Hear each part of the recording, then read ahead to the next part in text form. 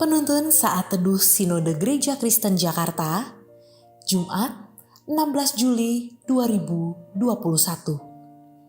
Judul renungan, Kerelaan Hati Murid Sejati. Diambil dari nats Kitab Nabi Yeremia 18 ayat 1-6. Pelajaran dari pekerjaan tukang periuk. Firman yang datang dari Tuhan kepada Yeremia bunyinya, "Pergilah dengan segera ke rumah tukang periuk. Di sana aku akan memperdengarkan perkataan-perkataanku kepadamu." Lalu pergilah aku ke rumah tukang periuk, dan kebetulan ia sedang bekerja dengan pelarikan.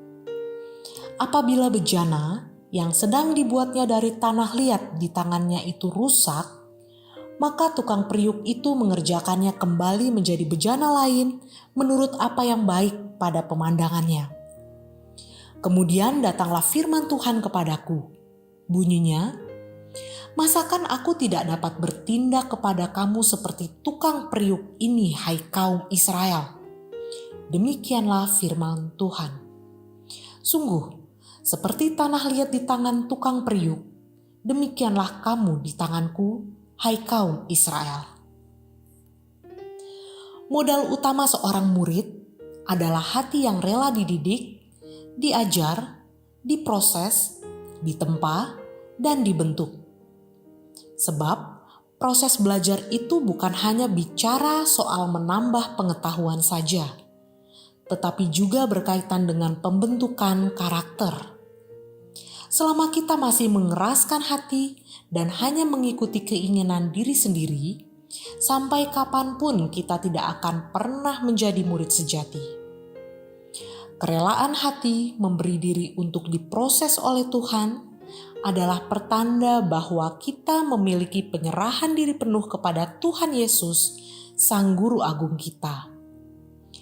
Arti dari penyerahan diri yaitu kita sungguh-sungguh mau menundukkan diri pada otoritas dan kehendak Allah. Yesus Kristus telah terlebih dahulu memberikan teladan bagi kita para muridnya. Teladan dari Yesus yaitu ketaatan sepenuhnya pada kehendak Bapanya. Firman Tuhan mengatakan, dalam keadaan sebagai manusia, ia telah merendahkan dirinya dan taat sampai mati, bahkan sampai mati di kayu salib. Oleh karena itu, hendaklah kamu dalam hidupmu bersama menaruh pikiran dan perasaan yang terdapat juga dalam Kristus Yesus. Untuk menjadi murid Kristus yang sejati, ada harga yang harus kita bayar. Kita perlu siap berkorban pikiran, tenaga, waktu, materi, bahkan perasaan kita. Kita juga harus siap dan rela melepaskan semua kenyamanan yang ada. Bagaimana dengan kehidupan kita selama ini? Apakah sebagai murid sejati kita sudah sungguh-sungguh memiliki kerelaan hati untuk belajar dan dibentuk oleh firman Tuhan?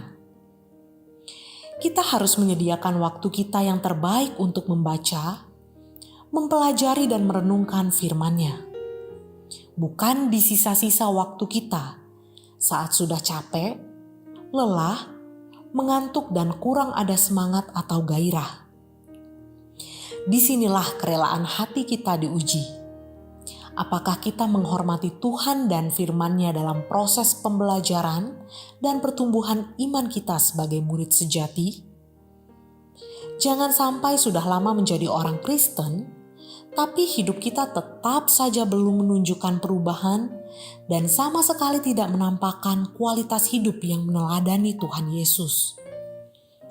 Murid Kristus yang sejati akan selalu tunduk dan taat pada perintah Yesus, Sang Guru. Wajib bagi kita untuk hidup sama seperti Kristus telah hidup. Seringkali kita tidak memahami proses pembentukan yang Tuhan kerjakan.